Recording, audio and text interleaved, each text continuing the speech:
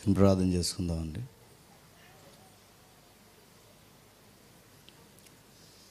ఆ డోర్ తీసే గాలేస్ ప్రార్థన. పరలోకమందున్న మా తండ్రి, మరికొన్ని సంగతులు మాతో మాట్లాడండి. ఈ ప్రత్యేకమైన పునరుద్ధాన తండ్రి జ్ఞాపకార్థపు ఆరాధన కార్యంలో మరికొన్ని మౌలికమైన విషయాలు చూడడానికి సహాయం అనుగ్రహించండి తండ్రి. వేల సంవత్సరాల నుంచి తండ్రి ఈ ప్రపంచానికి మరుగై ఉండిపోయిన తండ్రి ఏవైతే సంగతులు ఉన్నావో వాటన్నిటిని తండ్రి వాక్యపు వెలుగులో చూడడానికి సహాయం అనుగ్రహించండి. ఎవరైనా తండ్రి నూతనంగా వచ్చిన వారు ఉంటే వారితో మాట్లాడండి. పునరుద్ధానం యొక్క గొప్పతనం తండ్రి వారికి తెలియచేయండి.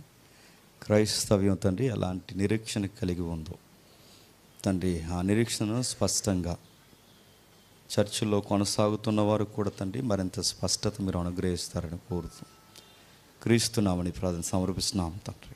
ఆమె మరికొన్ని విలువైన సంగతులు విందాం. త్వరగా ముగించే ప్రయత్నం చేస్తాను. మానవ జీవితాలకి ఎవరైనా చనిపోతే మనం మాట్లాడుకునే ఒక మాట ఉంటుంది. ఆ మాట్లాడుకునే మాట తన ఇంటికి తాను తిరిగి వెళ్ళిపోయాడండి అని. ఇది క్రైస్తవులు కూడా మాట్లాడుతుంటారు. చనిపోయిన ఆయన ఏమైపోయాడని అడిగితే దేవుడి దగ్గరికి వెళ్ళిపోయాడు, తన ఇంటికి వెళ్ళిపోయాడు అంటారు. నేను క్వశ్చన్ అడుగుతున్నాను, చెప్పండి. చనిపోయిన వాడు తన ఇంటికి వెళ్ళిపోతాడని బైబిల్లో ఎక్కడైనా ఉందా? లేదు. దేవుడి దగ్గరికి వెళ్తాడని ఉందా? లేదు. ఉందా? లేదు. మరి ఎక్కడ ఉంటాడు? ఈస్టర్కి శ్మశానాల్లో ఉంటాడా? అక్కడ ఉంటాడని కూడా లేదు. మరి బైబిల్లో లేని కథాంశాలు ఎలా వచ్చాయి? దీన్ని ఒక అన్యదేవత గుడిలో పనిచేసే ఒక యాజకుడి కథను తీసుకొచ్చాడు. టెలిఫీ అని ఒక టెంపుల్ ఉండేది. మీరు ఇంటికి వెళ్ళాక టైప్ చేసి చూడండి. అందులో ఫ్లూటక్ అనే ఒక యాజకుడు ఉండేవాడు. టెలిఫీ అనే ఒక దేవత పేరు అన్నమాట. ఆ దేవత గుడిలో ఫ్లూటక్ అనే ఒక యాజకుడు ఉండేవాడు. ఈ కథలను బాగా ప్రచారం చేసి రైటింగ్లోకి తీసుకొచ్చింది ఈ యాజకుడే. అయితే ఈ సిద్ధాంతాన్ని పుట్టించింది చిన్నోడేం కాదు. ఈ సిద్ధాంతాన్ని తెర మీద తీసుకొచ్చింది ఎవరంటే ప్లేటో. తెలుసుగా, గ్రీక్ ఫిలాసఫర్. అరిస్టాటిల్ గురువా శిష్యుడా? ఆయన గురువా శిష్యుడా? పాస్ అవుతారు ఎలాగైతే చెప్పండి, మీరు చెప్పాలి. గురువు, అరిస్టాటిల్ గురువు. ఆ అరిస్టాటిల్ గురువు ప్లేటో తీసుకొచ్చాడు ఈ సిద్ధాంతాన్ని. ఏమనంటే మనిషి ఈ లోకంలో చనిపోయిన తర్వాత తన ఇంటికి వెళ్ళిపోతాడు. తన ఇల్లు ఏదంటే దేవుడు ఊరే తన ఇల్లు. అక్కడికి వెళ్ళిపోతాడు. ఈ లోకంలో మంచిది ఏదీ లేదు. శరీరం మంచిది కాదు, చెట్లు మంచివి కాదు, సృష్టి మంచిది కాదు, సూర్యుడు మంచిది కాదు, అంతా డెవిల్స్తో నిండిపోయింది యూనివర్స్ అన్నాడు ప్లేటో. గ్రీక్ సిద్ధాంతం ఇది. ఆ సిద్ధాంతాన్ని తీసుకొచ్చి మనుష్యుడు ఇక్కడ ఉండలేకపోతున్నాడు. మనుష్యుడు అన్నవాడు కనబడి ఈడు కాదు. చాలామంది బోధనలు చెప్తారు.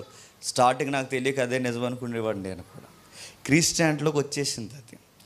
చాలామంది ఏమంటారంటే అసలోడు ఈడు కాదు, కనబడే ఈ బాడీ కాదు, లోపల ఒకటి ఉంది. ఏదైతే ఇన్నర్ సోల్ ఏదైతే ఉందో, ఇన్నర్ మ్యాన్ ఎవరైతే ఉన్నారో అతడు ఒరిజినల్. అతడు ఇందులో ఇరుక్కుపోయాడట. ఇందులో ఈ బాడీలో. ప్లేటో చెప్పిన సిద్ధాంతం ఇది. ఈ బాడీలో ఇరుక్కుపోయాడు. పంజరములో సిలక ఎలా అయితే ఇరుక్కుపోయిందో ఆ పంజరానిలో ఓపెన్ చేసిన వెంటనే ఎలా అయితే మళ్ళీ అది స్వేచ్ఛగా ఎగిరిపోద్దో ఒకరోజు చచ్చిపోతాం మనం. చనిపోయిన తర్వాత ఈ పంజరంలో సిలకలాగి ఇది బయటకు వచ్చేద్దట. ఏది? ఆత్మ. ఇది వచ్చి సరాసరి తన ఇంటికి వెళ్ళిపోద్దట. తన ఇల్లు ఏంటట? దేవుడు ఉండే లోకం. అందుకే చిన్నపిల్లలు అడుగుతుంటే ఏం చెప్తారు? పెద్దవాళ్ళు చనిపోతే తన ఇంటికి వెళ్ళిపోయాడు దేవుడి దగ్గరికి అంటారు. నేను అడుగుతున్నాను, ఈ లైన్ కానీ, ఈ ఫిలాసఫీ కానీ, ఈ సిద్ధాంతం కానీ ఎక్కడైనా బైబిల్లో ఉందా? కానీ విషయం ఏంటి చెప్పిన, మెజారిటీ ఇక్కడ అదే నమ్ముంటారు ఇప్పటివరకు.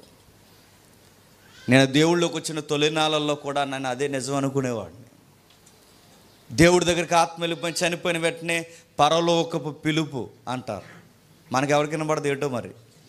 పరలోకపు పిలుపు, ఆయన పరలోకం నుంచి పిలుపు వచ్చింది, వెళ్ళిపోయాడు అంటారు. నేను అడుగుతున్నాను, పరలోకం నుంచి పిలుపు వస్తుందని రెఫరెన్స్ ఎక్కడైనా ఉందా?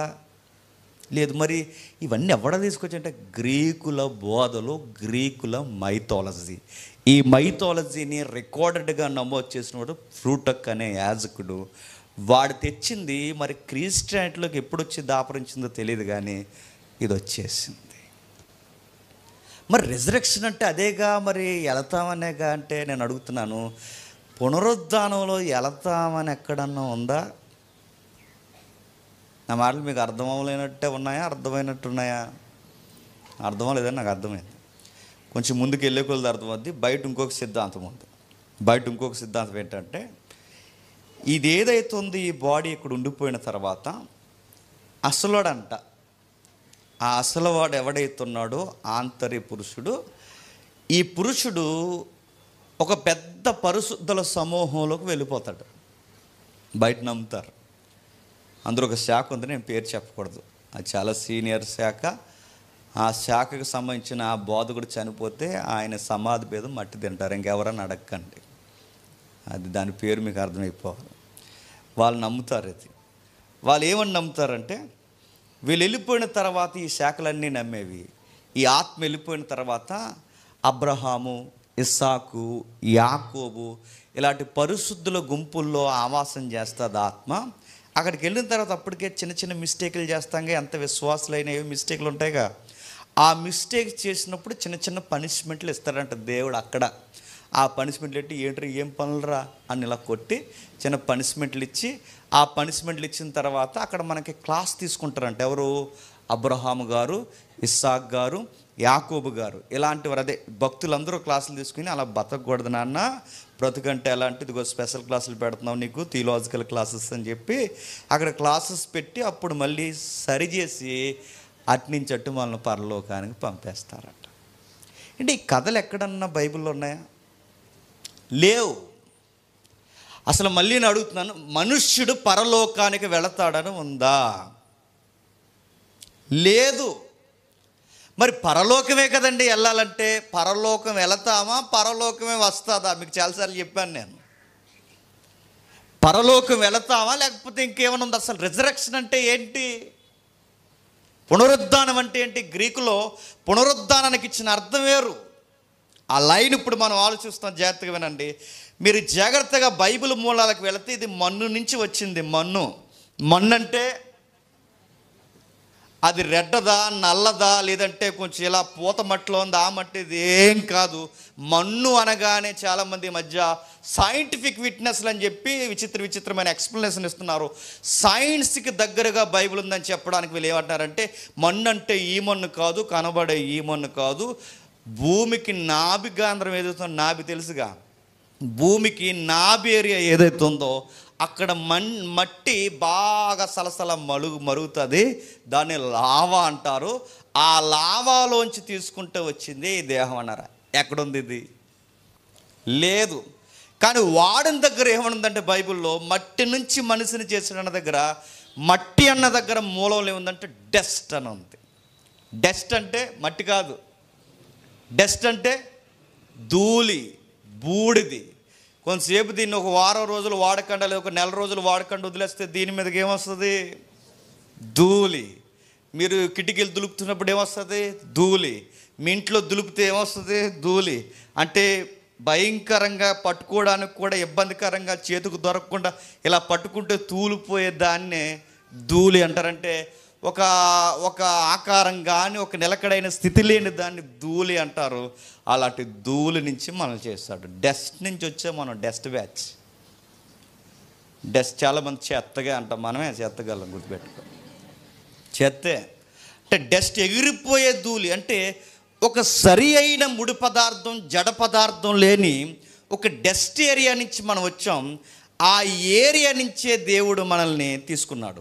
ఈ తీసుకున్న దేవుడు పనికిరాని ఈ డస్ట్ని పనికొచ్చేదానిగా మార్చి దీనికి ఒక లైఫ్ ఇచ్చాడు. చనిపోయిన తర్వాత ఏమవుద్ది? మళ్ళీ ఇది ఎక్కడికి పోద్దట? మట్టిలో నుంచి, మూలం నుంచి వచ్చింది కనుక మళ్ళీ మట్టిలోకి పోద్ది.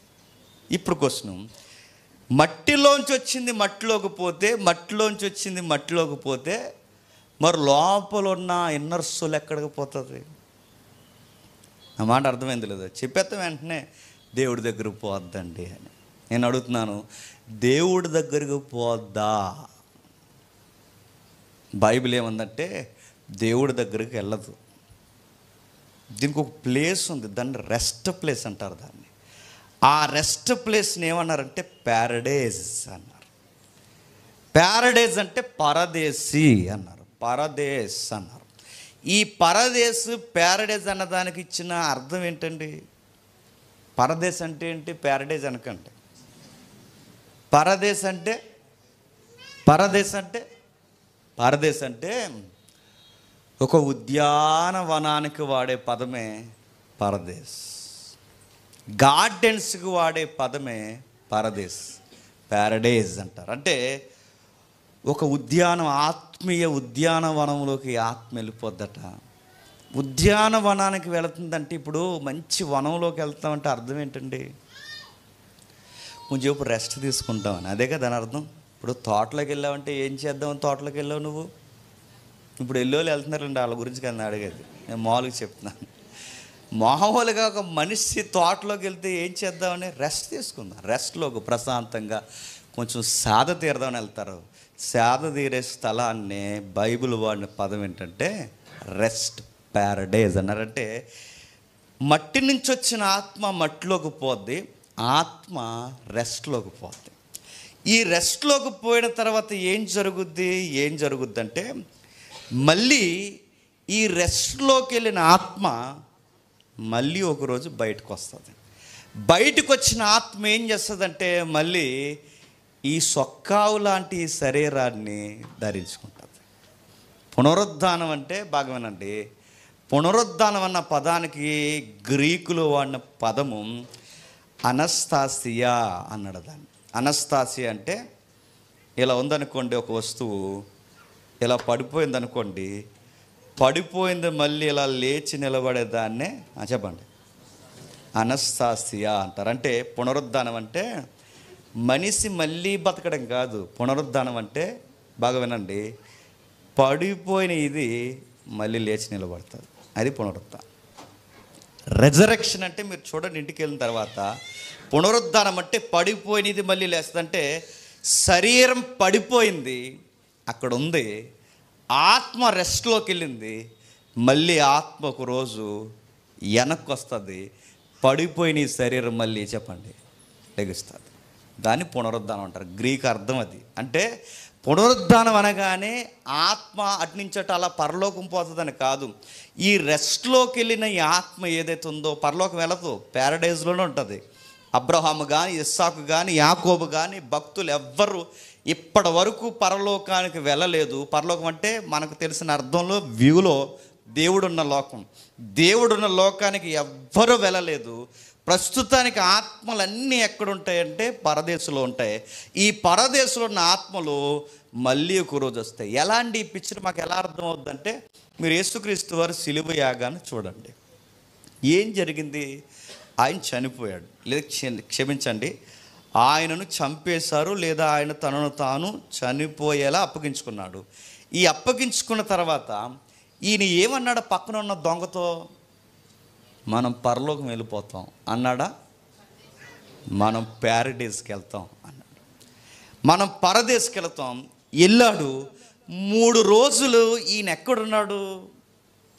ఆ ప్యారడైజ్ అటు ఇటు ఈయన ఆత్మల పేతురు పత్రిక కానీ, మిగిలిన పత్రికలు కానీ తీసుకుంటే, పౌలు పత్రికలు, ఆ ప్యారడైజ్ ఏరియాలోనే ఉన్నాడు. అక్కడ ఎవరున్నారు? అబ్రహాము, ఇస్సాకు, యాకోబు. క్రమం ఇది. ఏ ఆత్మ అయినా ప్యారడైజ్కి వెళ్ళాలి. ఆ పరదేశంలోకి వెళ్ళిపోయిన యేసుక్రీస్తు వారు మళ్ళీ సరిగ్గా ఎన్నో రోజులు వేసాడు? 3వ రోజులు వేసాడు. అంటే 3వ రోజులు వేసిన వాడు ఏం చేశాడు? మళ్ళీ శరీరాన్ని తీసుకుని వెళ్ళిపోయాడు. నా మాట అర్థమవుతుందో లేదు? అంటే ఈ క్రమాన్ని మీరు గమనించండి. ఒకటి, ఆత్మగా లేదా క్షమించండి, ప్రభు అయిన యేసుక్రీస్తు వారు ఈ భూమి మీదకి వచ్చి ఈ శరీరం పడిపోయిన తర్వాత ఈ ఆత్మ పరదేశకి వెళ్ళింది. పరదేశకి వెళ్ళిన ఆత్మ మళ్ళీ శరీరంలోకి వచ్చింది. శరీరంలోకి వచ్చిన ఆత్మ ఇప్పుడు శరీరము ఆత్మ కలిసి వెళ్ళిపోయింది. ఎక్కడికి వెళ్ళిపోయింది? అప్పుడు మాట్లాడుకోవాలి మనం ఎక్కడికి వెళ్ళిపోయింది. ఈ మధ్యలో జరిగే చాలా తతంగం ఉంది. ఈ తతంగాన్ని గురించి బైబిల్ చాలా అడుగడుగునా సెలవిచ్చింది. నేడు నాతో కూడా నువ్వు పరదేశంలో ఉంటావని చెప్పాడు. ఎవరితో? దొంగతో. క్వశ్చన్ అడుగుతుందని చెప్పండి.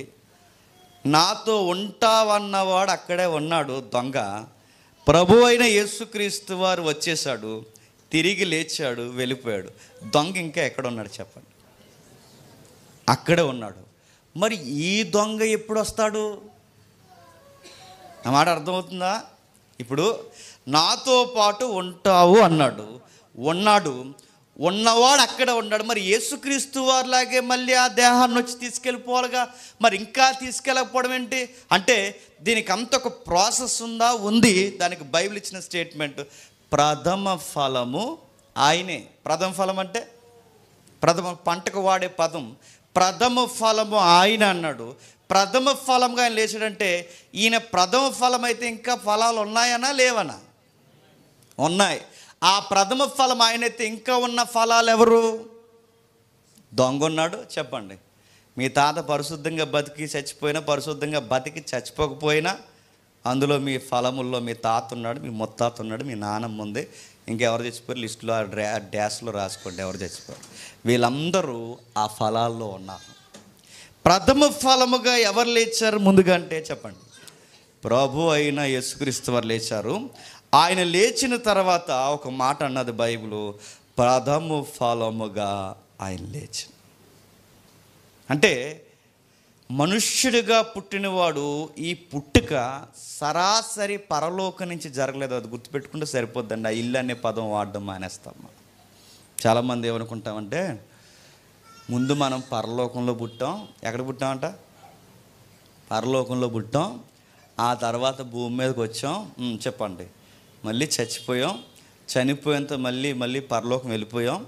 ఆ పరలోకం వెళ్ళిపోయిన తర్వాత మళ్ళీ ఒకరోజు మళ్ళీ వస్తాం, ధరించుకుంటాం అని అడుగుతున్నాను. మనం పుట్టింది పరలోకంలో కాదు, గుర్తుపెట్టుకోండి. మనం పరలోకంలో పుట్టామని లేదు. దేవుడికి పుట్టడం ఇవన్నీ ఎంత గ్రీకు మైథాలజీ నుంచి వచ్చినవి గుర్తుపెట్టుకోండి. ఆయనకి మనం పుట్టామని ఎక్కడా లేదు. ఆయన మనలను సృష్టించెను అని ఉంది.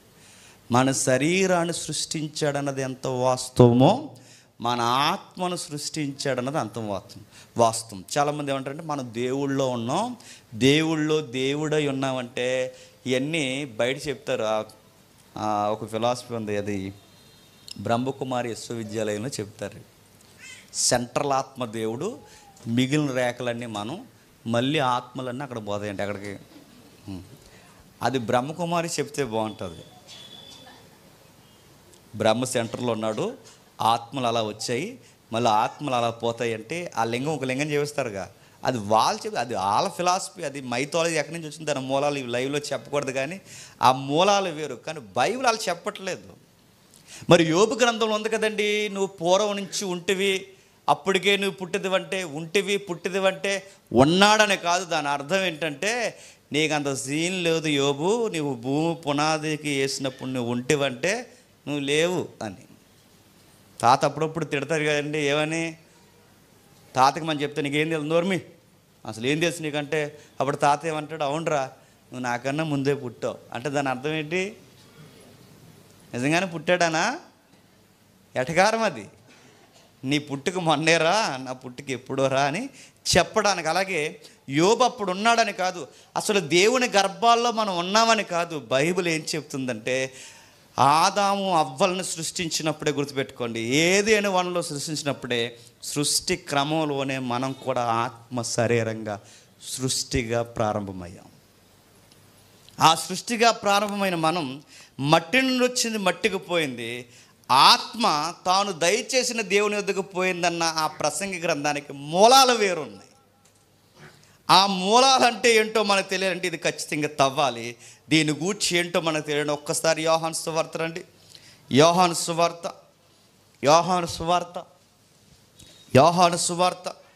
5వ అధ్యాయం, యోహాను సువార్త 5వ అధ్యాయం 25 వచనం. యోహాను సువార్త 5వ అధ్యాయం 25 వచనం.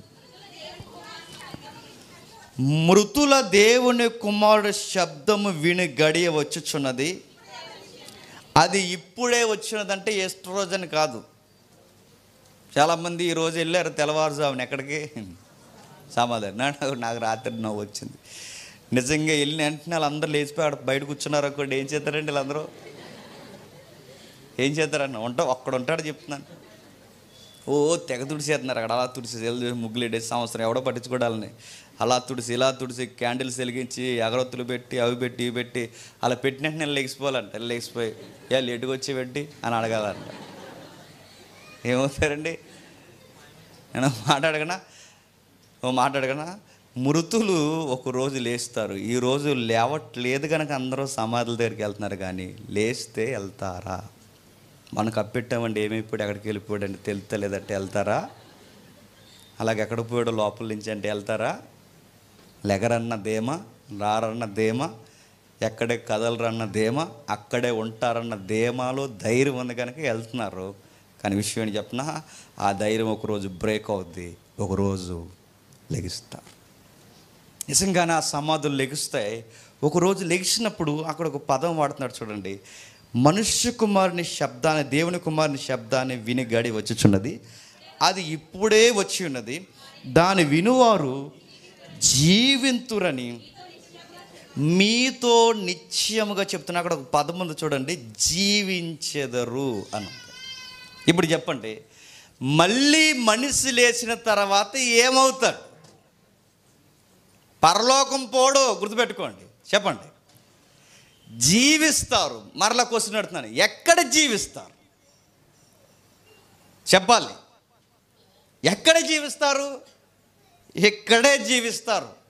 అంటే ఈ లైఫ్ కంటిన్యూ అవుద్దంటే, ఎస్, ఈ లైఫ్ కంటిన్యూ అవుద్ది అంటే, మరి ఈ భూమి ఆకాశాలు లయమైపోతే ఇదంతా పాడైపోద్దంటే ఉంది, అది ఉంది. కానీ గుర్తుపెట్టుకోండి, పునరుద్ధానం అనగానే అంతా పడిపోయింది.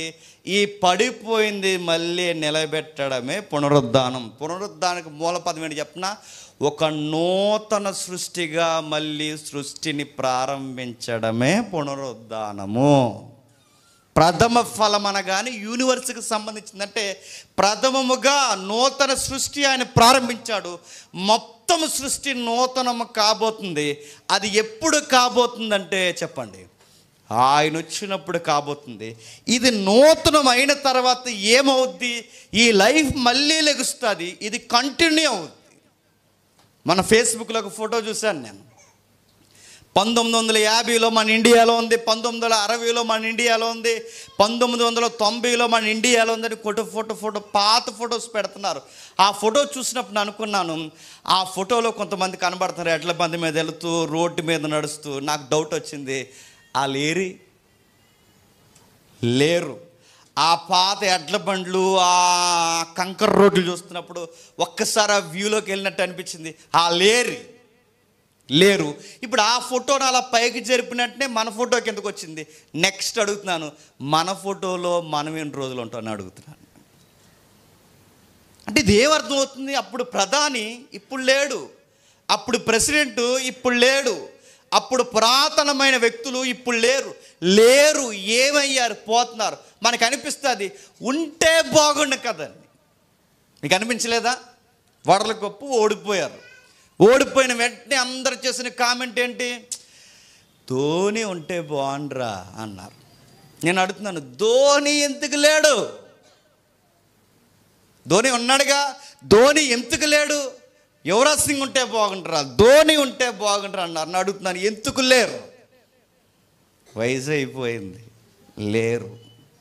ఇంకో నేడో రేపో ధోనిని పంపించేస్తారు ఇంటింటికి.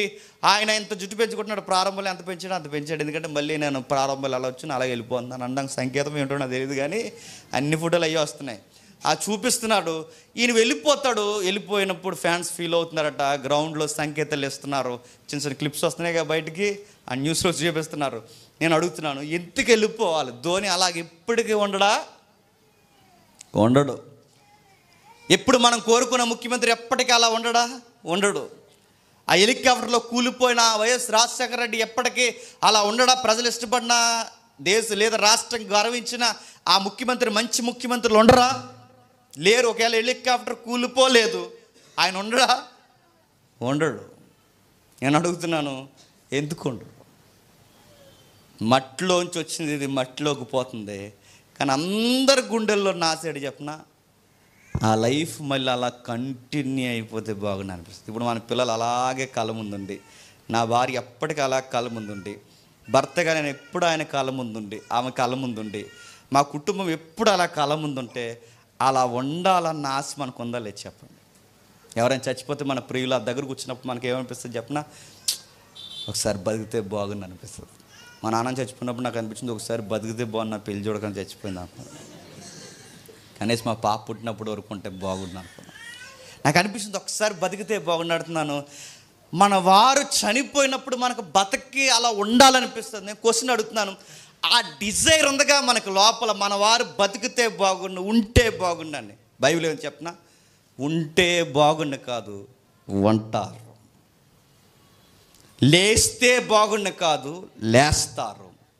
ఆ లేచిన వారు ఎక్కడికో పోరు, ఈ యూనివర్స్లో మళ్ళీ కంటిన్యూ అవుతారు. అంటే ఒకరోజు గ్రేడ్ పడిపోయినట్టు పడిపోతున్న ఈ లైఫ్ మళ్ళీ ఒకరోజు నిలబడుతుందట.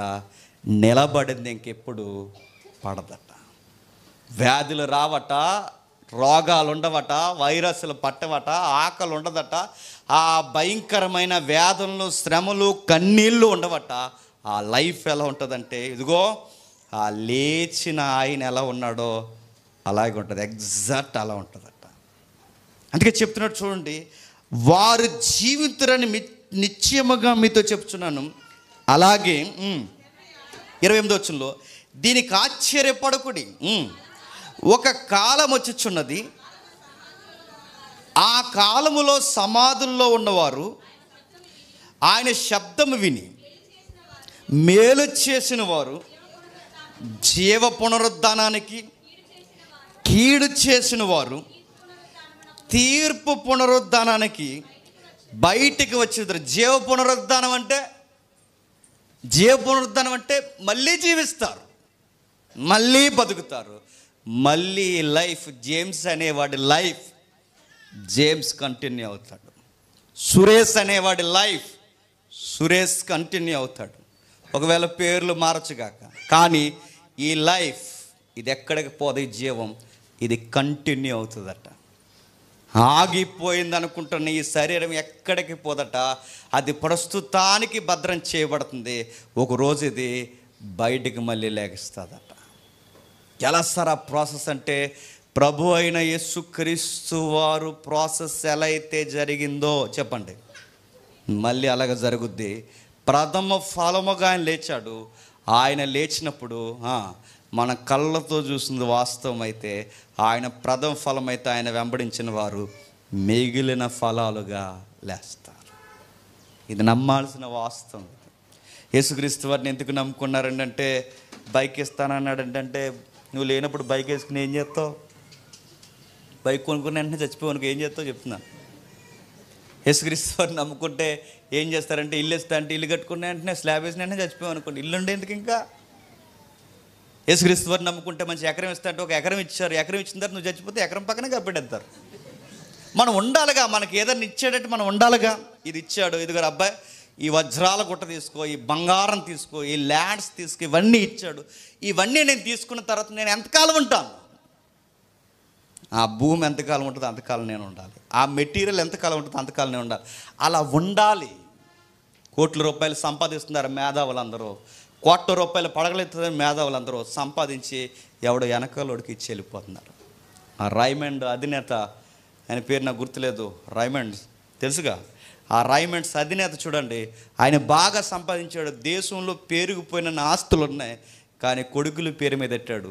కొడుకుల పేరు మీద ఆస్తులు ఎప్పుడైతే పెట్టాడో ఈయనకి వయసు అయిపోయిన తర్వాత ఈయన పక్కన గెంటేశారు. ఇప్పుడు కనీసం ఆయన చూసేవారు లేరు.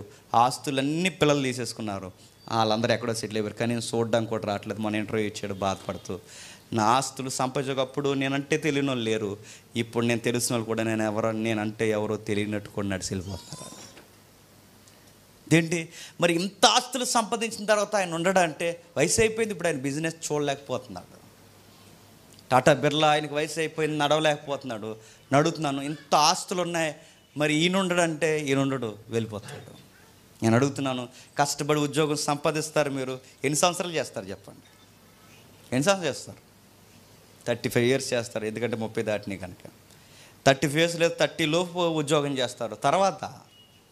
తర్వాత ఏంటి? జడ్జాగా సిగ్గు లేకుండా గవర్నమెంట్ మనకు చెప్తుంది ఇంటికి వెళ్ళిపో అని, అంటే బాగోదని రిటైర్మెంట్ అంటారు కదా, ఒక సాలువ గప్పి పంపించేస్తారు మనం నడుతుంది. ఆ తర్వాత ఏంటి? 30 సంవత్సరాలు ఉద్యోగం తర్వాత ఇంటికి పంపించేస్తారు. ఇంటికి వెళ్ళిన తర్వాత ఏంటి? ఇంకో 30 బతుకుతాను ఇంటికాడ ఉండి ములుగుతూ సంపాదించినవి చూసుకుంటూ ఈ ఉద్యోగంలో కొన్ని జ్ఞాపకం చేసుకుంటూ అమ్మయ్యా అనుకునే సమయానికి చచ్చిపోతాం. నేను అడుగుతున్నాను, ఆ లైఫ్ ఎందుకు నిలబట్టలేదు? ఈ ఆశ ఉండిపోయింది గుండెల్లో. ఉండాలి, ఆ ఉద్యోగం ఎప్పటికి ఉండాలి, ఆ లైఫ్ ఎప్పటికి ఉండాలి, ఆ పిల్లలు ఎప్పుడు కళ్ళ ముందు ఉండాలి.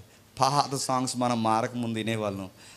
ప్రియురాలు పాడుతుంటుంది ప్రియుడి కొరకు, 100 ఏళ్ళు ఎప్పుడు నా కళ్ళ ముందు అలా ఉండిపోతే ఎంత బాగుంటుందో అంటుంది. అప్పుడు ఈడు అంటాడు, అలాగైతే ఎలా కుదురుతుంది అంటాడు. ఎంత కుదరదు? నేను అడుగుతున్నాను, అలా అయితే ఎలా కుదురుతుందంటే చచ్చిపోతాం బేబీ అని చెప్తున్నాడు వాడు. ఆ పాత ఎప్పుడో 90s చనిపోతామని చెప్తున్నాడు. అదే అడుగుతున్నాను, ఆమె ఆశ నెరవేరదా? అతని ఆశ నెరవేరదంటే బయట నెరవేరుతుంది లేదో, ఆన్సర్లు ఉన్నాయి లేదో నాకు తెలియదు, కానీ బైబిల్ చెప్తుంది నెరవేరుతుంది.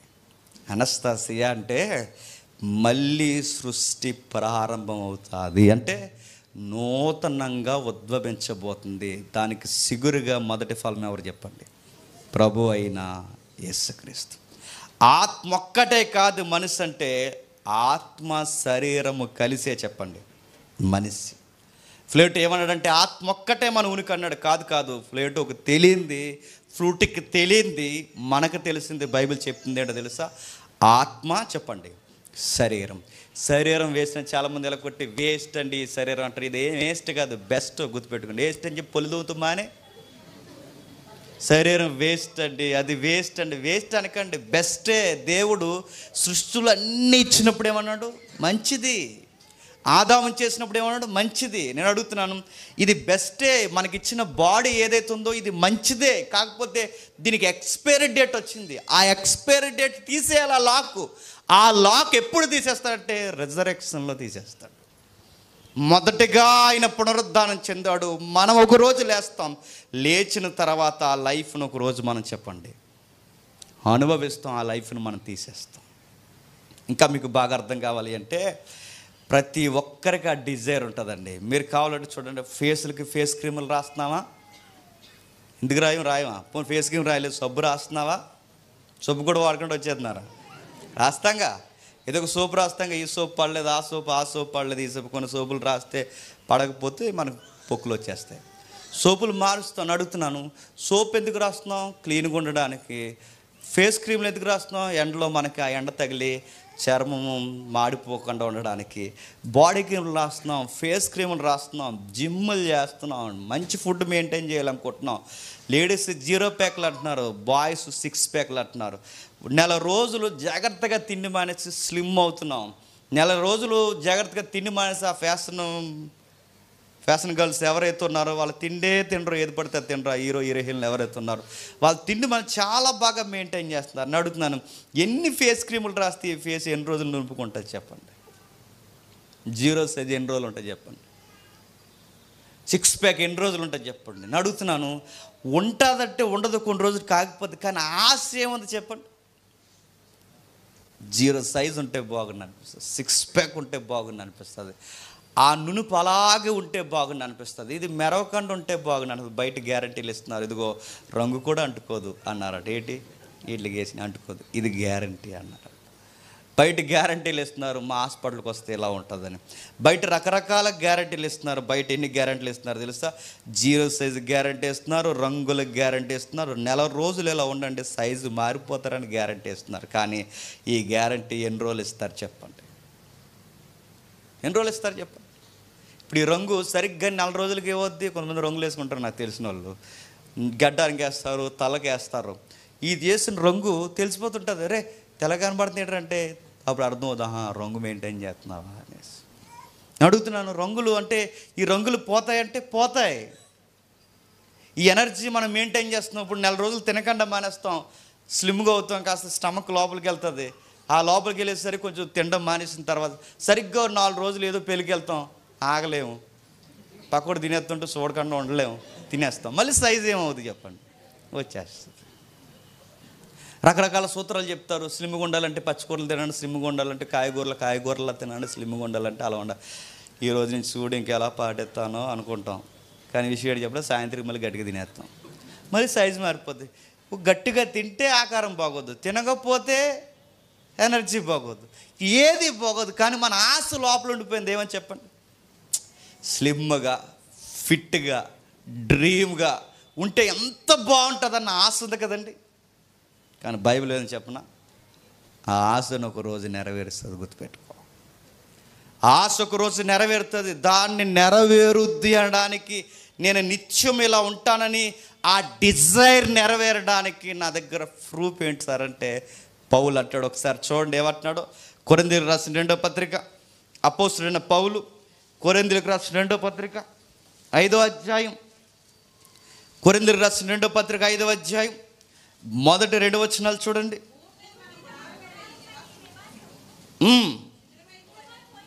శిథిలమైపోయినను చేతి పని కాక దేవుని చేత కట్టబడినదియు, మొదటి అధ్యాయం కొరింథీయులకు రాసిన మొదటి పత్రిక 1వ అధ్యాయం 21-22 వచనాలు చూడండి. దేవుని చిత్తము వలన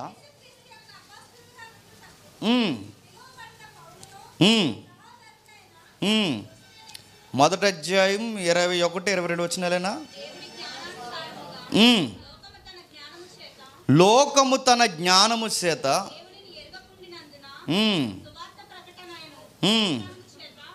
ఏ చదువుతున్నారు? నేను చదువుతాను చూడండి. 2 కొరింథీ పత్రిక 1వ అధ్యాయం 21-22 వచనాలు.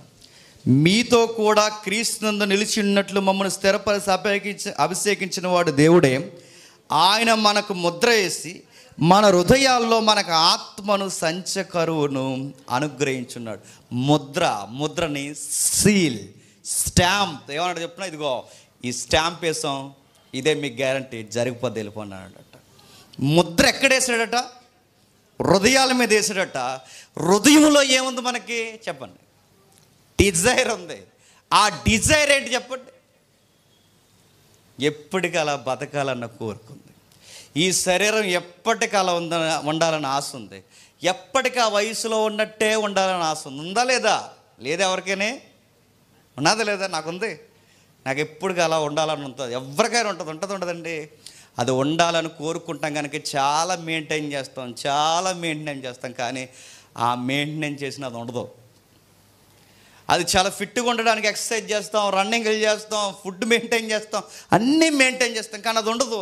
కానీ ఆ ఆశ ఉండిపోయింది, అది ఎప్పుడు అలా ఉంటుంది అని. కానీ ఆ ఆశ నెరవేర్చడానికి నీకు ఒక స్టాంప్ వేసాడట, ఆ సీజ్ వేసాడట. లేదా ఆ స్టాంప్ సీల్ ఎవరంటే చెప్పండి?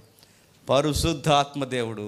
ఆ పరిశుద్ధాత్మ దేవుడిని మన హృదయాల మీద ముద్రించి నీ డిజైర్ ఒక రోజు చెప్పండి నెరవేరుతుంది.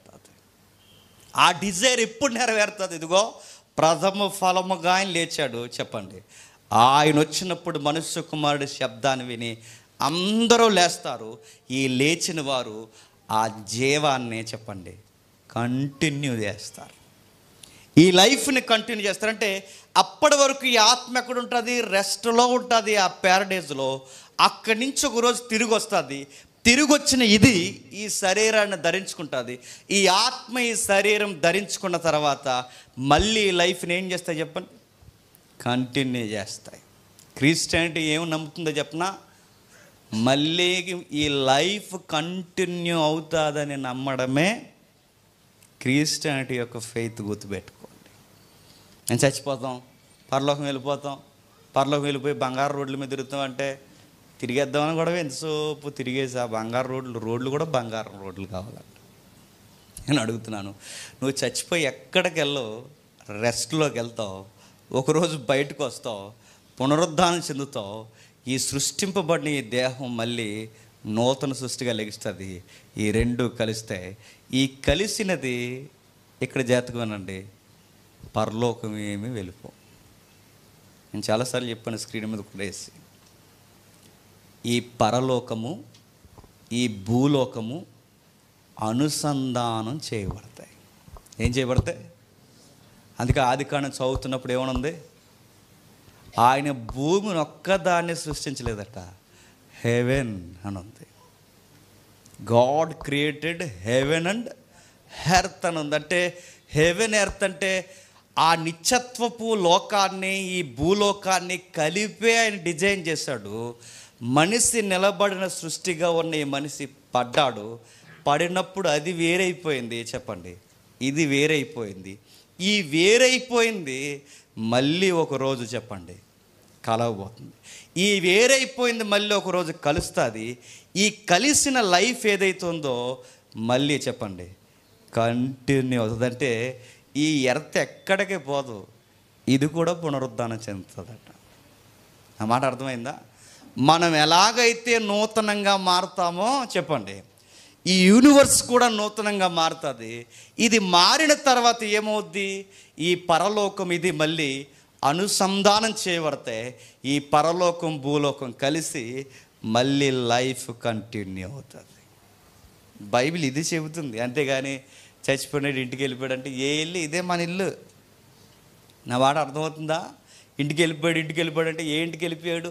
ఇదే మళ్ళీ అది ఇది కలిసి ఒక శాశ్వతమైన నివాస స్థలముగా చెప్పండి మారబోతున్నాయి ఈ లైఫ్ కంటే. అందుకే ఏదైనా తోటలు ఇచ్చిన లైఫ్ ఏంటి చెప్పినా, అది ఇది కలపబడిన దేవుడితో అనుసంధానం చేయబడిన లైఫే ఇచ్చాడు ఆదాము అవ్వలకి.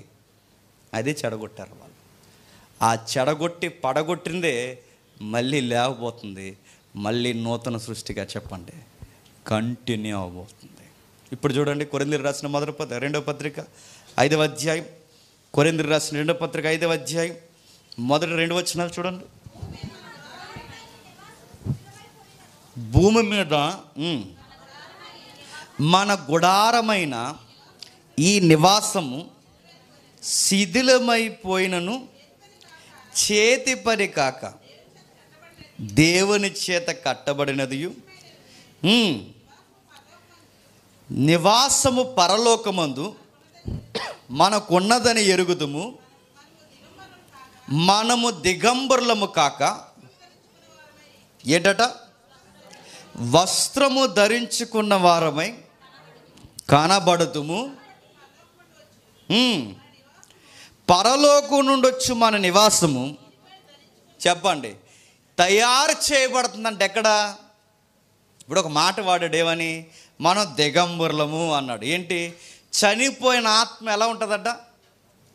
దిగంబరి. అంటే ఇప్పుడు నేను ఈ డ్రెస్ ఇప్పేసాను అనుకోండి, రోడ్డు మీదకి వెళ్ళగలనా? ఈ షర్ట్ ఇప్పి నేను బయటికి వెళ్ళగలనా? దిగంబరి. అప్పుడు సిగ్గుతో ఏం చేస్తాం? దాక్కుంటాం. అయితే ఈ ఉదాహరణ మీకు అర్థమైతే, ఆత్మ ధరించుకున్న ఒక వస్త్రం కూడా ఉంది. దాని పేరేంటి చెప్పండి? ఈ శరీరము. ఈ శరీరం ఇక్కడ వదిలేసిన తర్వాత ఈ ఆత్మ దిగంబరుగా ఉన్నట్టు ఉంటుందట. నా మాట అర్థమవుతుంది? అంటే దానికి సిగ్గు ఉంటుంది, అది ఉంటుందట. అవన్నీ తర్వాత కామెంటరీ. నేను అడుగుతున్నది ఏంటంటే, ఈ శరీరాన్ని వదిలేసిన తర్వాత ఈ ఆత్మ దిగంబరితో పోల్చాడంటే, మరి ఈ దిగంబరత్వంగా పోల్చబడుతున్న ఈ ఆత్మ ఎక్కడ దాయబడుతుందంటే బైబిల్ అంది క్రీస్తునందు చెప్పండి భద్రం చేయబడుతాం, దాయబడతాం. ప్యారడైజ్లో భద్రం చేయబడతాం, దాయబడతాం. ఈ దాయబడింది మళ్ళీ ఒక రోజు ధరించుకోవడానికి బయటకు వస్తుంది. ఈ భూలోకానికి వచ్చినప్పుడు అప్పటికే రెడీ చేయబడుతుందంట వస్త్రం, మహిమా వస్త్రం. ఎక్కడ? పరలోకంలో. ఆ మహిమా వస్త్రం తయారు చేయబడినది వచ్చి దీనిపై ధరించుకోవడానికి ఎక్కడి నుండి వస్తుందట? అంటే మళ్ళీ పరలోకం నుంచి ఆ నిత్యత్వానికి సంబంధించిన ఆ వస్త్రము ఎక్కడికి వస్తుంది? మనం అక్కడికి పోవట్లేదు, చెప్పండి. అదే ఇక్కడికి వస్తుంది. ఇక్కడే ధరించుకుంటామంటే ఆ వస్త్రం ఇక్కడ ధరించుకొని దీనిపై ధరించుకుని అపేక్షించి దీనిలో మూలుగుచున్నాం. ఈ గుడారములున్న మనము భారము మోసుకొని మూలుగుచున్నాం. ఇది తీసివేయవలనని కాదు కానీ మర్త్యమైనది జీవము చేత మింగివేయబడినట్లు ఆ నివాసము దీనిపైనే ధరించుకొనగోరుచున్నాము. పునరుద్ధానం అంటే ఏంటి చెప్పనా? ఈ లైఫ్ మళ్ళీ కంటిన్యూ అవ్వబోతుంది. నా మాట అర్థమైందో లేదు? అంటే ఈ అడ్రస్లు అంటే ఎగ్జాక్ట్ ఈ అడ్రస్లు కాకినాడ నాగమలతో అడ్రస్ ఉంటుందో నాకు తెలియదు, కానీ ఈ మనిషి అనే అడ్రస్ మాత్రం ఒకరోజు కంటిన్యూ అవుతుంది. గుర్తుపెట్టుకోండి. మనం లెగిసిన వారం ఎక్కడికి పోం. ఈ సృష్టి నూతన సృష్టి అవుద్ది, ఈ భూమి నూతన భూమి అవుద్ది, ఈ ఆకాశమే నూతన ఆకాశం అవుద్ది. ఇవన్నీ కలిసి పరలోకంలో సంధి చేయబడతాయి. ఆ దేవుడి దగ్గర ఏర్పాటు చేయబడుతున్న నివాసాలు, నిత్యమైన దేహాలు, ఈ దేహం మేము ధరించుకుంటాం. మళ్ళీ మన ఆశ ఏదైతే ఉండిపోయిందో అది కంటిన్యూ అవుతుంది. లోపల ఆశ ఉండిపోయిందిగా, ఎప్పుడు ఫిట్గా ఉండాలి, ఎప్పుడు చక్కగా ఉండాలి, ఎప్పుడు ఏ రోగం రాకూడదు, చక్కగా నేను ఏం తిన్నా అరిగిపోవాలి, లావ్ అవ్వకూడదు, ఎప్పుడు డ్రెస్సులో లూజ్ అవ్వకూడదు, టైట్ అవ్వకూడదు. ఈ ఆశలన్నీ ఉన్నాయిగా. అంటే ఎన్నెనకాల ఆశ ఏంటి చెప్పండి? ఎప్పుడు ఆరోగ్యంగా జీవించాలని ఆశ ఉంది. ఈ ఆశ ఒకరోజు చెప్పండి నెరవేరుతుంది. అంటే బట్టలు వేసుకుంటామంటే ఇవన్నీ నేను ఎక్స్ప్లెయిన్ ఇవ్వలేను, కానీ లైఫ్ అంటే మన ఆశపడే లైఫ్ ఉంది చూసారా, మన ఇష్టపడే ఆశ ఉంది చూసారా, మనకు ఆ లైఫ్ కావాలన్న కోరిక ఉంది చూసారా, ఆ కోరిక కంటిన్యూ అవుతుంది. పునరుద్ధానం అంటే ప్రభు ఏం చూపించాడు తెలుసా? ఇదిగో నేను ఎలాగైతే లేచానో మీరు కూడా అలాగే లేస్తారు. ప్లేటో ఏమన్నాడంటే ఇది మంచిది కాదు, ఇదంతా ఇక్కడ వదిలేసి అక్కడికి పోతామన్నాడు. ఎక్కడికి అక్కడికి పోతాం, ఇదంతా వేస్ట్, ఇంక పాడైపోయిన లోకం, ఇక్కడ అంత దయ్యాలు, దురాత్మలు, పాపం, దరిద్రం తప్ప ఇంకేమీ లేదు, అక్కడికి వెళ్ళిపోతాం అన్నాడు ప్లేటో. కానీ బైబిల్ ఏం చెప్పనా? నువ్వు ఎక్కడికి పోవు, ఈ దరిద్రం అన్నదే మళ్ళీ నూతనంగా అవుతుంది, ఈ శిథిలమైపోతున్నదే మళ్ళీ జీవంతో వస్తుంది, ఇది మళ్ళీ నిలబట్టబడుతుంది. ఈ లైఫే చెప్పండి ఆ లైఫ్తో కంటిన్యూ అయిపోతుంది. ప్లేటోకు తెలియని సిద్ధాంతం చెప్పండి బైబిల్ చెప్తుంది. గ్రీకు మేధావులకు తెలియని మౌలికమైన విషయం చెప్పండి బైబిల్ చెప్తుంది. బైబిల్ ఏం చెప్తుందో తెలుసా? సృష్టి ఎక్కడికి పోదు, ఈ సృష్టి కూడా మళ్ళీ పునరుద్ధానం చెందుద్ది. ఆ పునరుద్ధానం చెందడంలో ప్రథమ ఫలంగా మనకు రుజువు ఎవరంటే ప్రభు అయిన యేసుక్రీస్తు. ప్రథమ ఫలం అంటే చెప్పండి? సృష్టిలో ఫస్ట్ రిజల్ట్ అయిన నెక్స్ట్ మిగిలిన సృష్టి చెప్పండి రాబోతుంది. అదే ఆయన అన్నాడు, మనుష్య కుమారుడి శబ్దాన్ని వింటారు, మళ్ళీ జీవిస్తారంటే దాని అర్థం ఏంటి చెప్పండి? మళ్ళీ జీవిస్తారంటే ఈ లైఫ్ అలా కంటిన్యూ అయిపోతుంది అంతే. ఇప్పుడు చెప్పండి, ఆ రోజు గొడవలు ఉంటాయంటే పెద్ద గొడవలే ఉండవు. ఆ రోజు బుద్ధి మారుతుంది, ఆకలి ఉండదు, దప్పిక ఉండదు, సూర్యుడు ఉండడు, ఎండతో పని లేదు, వడగాలు ఉండదు. ఆ లైఫ్ ఎలా ఉంటుందంటే ఆ ఈవెంట్తో కనెక్ట్ చేయబడతాం కనుక ఆ లైఫ్ కంటిన్యూ అయిపోతుంది. మీరు ప్రకటన గ్రంథం కూడా పోల్చినప్పుడు మీరు చూడండి, పరలోకపు పట్టణానికి మనం వెళ్తున్నామని అక్కడ రాయబడదు, కానీ యెరూషలేము పట్టణమే ఎక్కడ దిగి వస్తుందంట? చదివిన వాళ్ళకి అర్థమవుతుందండి. యెరూషలేము పట్టణం ఎక్కడ దిగి వస్తుందంట? భూలోకానికి దిగి రావడం నేను చూస్తున్నాను. అంటే యెరూషలేము పట్టణం దిగి రావడం అంటే పరలోకం ఒకరోజు చెప్పండి ఈ భూమితో కలిసిపోబోతుంది. భూమి, ఆకాశము, పరలోకం రోజు మళ్ళీ ఇవన్నీ ఏకం కాబోతున్నాయి, మిళితం కాబోతున్నాయి. అవి మిళితమైపోతాయి అనడానికి రుజువు ఏంటంటే అదిగో ఆ రోజు ఆయన చూపించాడు. ఆయన ఎలా ఉండేవాడు తెలుసా? కనబడేవాడు, కనబడకుండా ఉండేవాడు. అది ఏ లైఫ్ అండి అంటే ఆ యూనివర్స్కి వెళ్ళేవాడు చెప్పండి, ఈ యూనివర్స్కి వచ్చేవాడు. ఎక్కడ కనబడేవాడు అక్కడికి వెళ్ళేవాడు, తండ్రితో మాట్లాడేవాడు, శిష్యులతో మాట్లాడాడు. ఇవేది దోబూసులాట్లా ఉంటుంది. ఈ దోబూసులాట ఒక రోజు ఉండదు, మొత్తం స్పష్టము చేయబడుతుంది, అంతా ఏకమైపోద్ది. అప్పుడు తండ్రిని మనం చూస్తాం, తండ్రి చెప్పండి మనల్ని చూస్తాడు. ఏదేని వనపు జీవితం మళ్ళీ చెప్పండి కంటిన్యూ అయిపోద్ది. ఆదాము అవ్వలు చెడగొట్టింది అదే. ఆదామవ్వలు పోగొట్టింది అదే. ఆ పోగొట్టింది ఇవ్వడానికే మనుష్య కుమారుడు మరల ఈ భూమి మీదకి రావాల్సి వచ్చింది. ఎవరు అడుగుతున్నారు ఏమనంటే, మనుష్య కుమారుడు చనిపోవాలంటారా అంటే, మనుష్య కుమారుడు చనిపోవాలి. ఎందుకంటే మనుష్యుడు చేసిన దానికి పాపం వస్తే మళ్ళీ మనుష్యుడి వల్లనే ఆ పాపం ఏమవ్వాలి చెప్పండి, పోవాలి. మనుషుడు చేసిన పాపం వల్ల ఇదంతా జరిగితే ఆ మనుషుడు చేసిన త్యాగం వల్లనే మళ్ళీ ఇదంతా ఏమవ్వాలి చెప్పండి, రుణం చెల్లింపబడాలి. ఆ సిస్టమ్ అయిన, అందుకే మనుష్య కుమారుడికి ఎందుకు పుట్టాల్సి వచ్చిందంటే, మనిషిగా పాడు చేసాం గనక మనిషిగా రావాల్సి వచ్చింది. ఏ మనిషి అయితే పాడు చేశాడో మళ్ళీ ఆ మనిషే చెప్పండి దాన్ని బాగు చేయాల్సిన బాధ్యత ఉంది. మనం ఎవ్వరం బాగు చేయలేం కనుక ఆ మనుష్యుడిగా ఆయన వచ్చి పడిపోయిన ఈ సృష్టిని మళ్ళీ నిలబెట్టడానికే దేవుడే దీనుడుగా రావాల్సి వచ్చింది. పునరుద్ధానం అంటే ఏంటి చెప్పండి? మన ఇంటికి వెళ్ళిపోవడం కాదు చెప్పండి. పునరుద్ధానం అంటే ఏంటి చెప్పండి? ఈ లైఫ్ చెప్పండి కంటిన్యూ అవుతుంది. పునరుద్ధానం అంటే ఏంటి చెప్పండి? ఈ జీవితాలు ఎక్కడికి చెదిరిపోవు. పునరుద్ధానం అంటే ఏంటి చెప్పండి? బతకాలన్న ఆశ మట్లో కూరుకుపోయి ఉండిపోదు, ఒకరోజు ఖచ్చితంగా బతుకుతాం. పునరుద్ధానం అంటే ఏంటి చెప్పండి? ఇదిగో మనమందరం మరలా సజీవంగా లేకపోతున్నాం. పునరుద్ధానం అంటే ఏంటి చెప్పండి?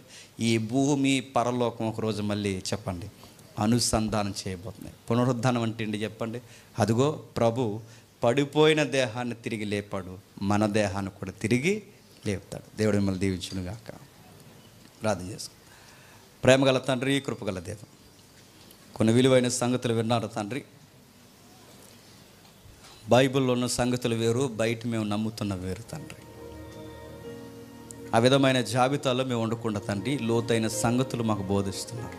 మేధావులైన ప్లేటో, ఫ్లూటిక్ ఇలాంటి వారు తండ్రి ఈ సృష్టి వేస్ట్ అన్నారు, ఈ శరీరాలు వ్యర్థం అన్నారు, వీటిని దేశించడం మొదలుపెట్టారు.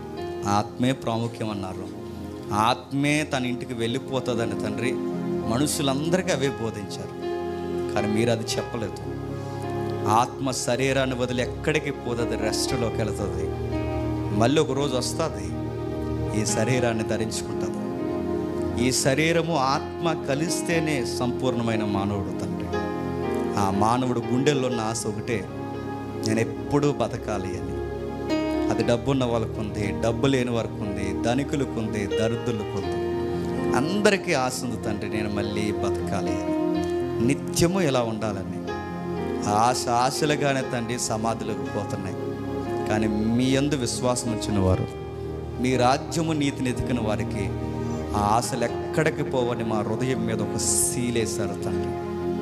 పరిశుద్ధాత్ముడు అనే వరాన్ని తండ్రి మాకు గుర్తుగా, పరిశుద్ధాత్ముడు అనే వరాన్ని మాకు ముద్రగా ఇస్తండ్రి. మీ హృదయంలో ఉన్న ఆశను ఒకరోజు నెరవేరుస్తానని మాకు వాగ్దానం ఇచ్చారు. దానికి ప్రథమ ఫలముగా రుజువుగా మీ కుమారుడు సుతుడు దైవం తండ్రి ఆయన తిరిగి లేచాడు. ప్రథమ ఫలం ఆయన, మిగిలిన ఫలాలు మేమే. మేము ఒకరోజు లేస్తాం తండ్రి. శిథిలమైపోతున్న గుడారం మళ్ళీ తండ్రి నిత్యత్వాన్ని ధరించుకుంటుంది. వ్యర్థమైపోతున్న ఈ లోకం తండ్రి మళ్ళీ అర్థవంతమైన సృష్టిగా మారబోతుంది. ఆకాశము తండ్రి, భూమి, పరలోకము, ఈ లోకము తండ్రి అనుసంధానం చేయబడే ఒక రోజు రాబోతుంది. ఆ రోజు అవి చూపించడానికి మీ కుమారుడు తండ్రి మాకు సెలవు ఇచ్చాడు, మా కళ్ళ ముందు కనబడ్డాడు తండ్రి. ఈ రోజుకి తండ్రి ఆయన దేహం ఇక్కడ లేదని తండ్రి బైబిల్ ఘోషిస్తుంది. ఒకవేళ ఇది నిజం కాకపోతే ఆయన ఎముకలలో ఒక ఎముక మాకు దొరికిన మా విశ్వాసం వ్యర్థం తండ్రి. ఈ విశ్వాసంలో నడుస్తున్న మా భక్తి వ్యర్థం. ఈ భూమి మీద ఎప్పటికీ మానవులకి సవాల్ చేసేది ఆయన ఎముకలలో ఒక ఎముక కూడా ఇక్కడ విడవబడలేదు తండ్రి. ఆయన దేహంలో ఒక తల వెంట్రుక కూడా ఇక్కడ విడవబడలేదు తండ్రి. పూర్తిగా శరీరం మార్పు చెందింది. ఈ లైఫ్ కంటిన్యూ అవుతుంది, ఇది ఇక్కడ ఉండదు. ఇది మరలో ఒక రోజు ఈ అన్నిటితో కలిపి అనుసంధానం చేయబడుతుండడానికి 2 రుజువులు చూపించాయని పరలోకంలో తండ్రి మీ సన్నిధి ఉన్నాడు. ఒకరోజు పరలోకానికి మేము వస్తామని బైబిల్ చెప్పట్లేదు కానీ తండ్రి పరలోకమే మీ సన్నిధే మా దగ్గరికి రాబోతుంది. ఇది అది కలిసి అనుసంధానం మీరు చేయబోతున్నారు తండ్రి. మీ దగ్గర మీతో మీ ఎల్లకాలము తండ్రి ఈ సృష్టిలో అనంతమైన తండ్రి ఈ ముల్లోకాలని కలిపి తండ్రి సింహాసనాల మీద మీతో పాటు మేము ఉండబోతున్నాం దేవా. ఈ మాటలు అర్థమైన వారు ధన్యులు, ఈ ఆత్మీయ సంగతులు తండ్రి ఇప్పటికీ అగోచరంగా మిగిలిపోయిన వారు ఎవరైనా ఉంటే వారి హృదయాలు తెరవండి, వారిని ధన్యజీవులుగా మార్చండి. మా తండ్రి ఈ మాటలు వింటూ వీటిని తప్పుపట్టాలని ఎదుగుతున్న వారు ఎవరైనా ఉంటే వారిని క్షమించండి, వారు కూడా మారు మనసు దయచేయండి. వచ్చిన వారందరిలో తండ్రి ఈ ఆశను, ఈ కోరికలను తండ్రి నివసింపచేసి ఎల్లకాలం ఎలాగే బ్రతకడానికి తండ్రి మీరు చేసిన ప్రణాళికల్లో భక్తి శ్రద్ధలతో మీ ఆజ్ఞలు పాటిస్తూ మీరు ఇవ్వబోతున్న జీవితం కొరకు తండ్రి మేము అడుగులు వేస్తూ ముందుకు రావడానికి సహాయం అనుగ్రహిస్తారని కోరుతూ మా శత్రువులను, మా మిత్రులను, మా మీద పన్నాగాలు పన్నుతున్న వారిని తండ్రి, మా మీద చెడ్డ సాక్ష్యాలు పలుకుతున్నారు అందరినీ మీకు అప్పగిస్తున్నాం తండ్రి. మీ దయలో మీ కృపలో మమ్మల్ని నడిపిస్తారని కోరుతూ క్రీస్తు నామమున ఈ ప్రార్థన సమర్పిస్తున్నాం తండ్రి. ఆమేన్, ఆమేన్.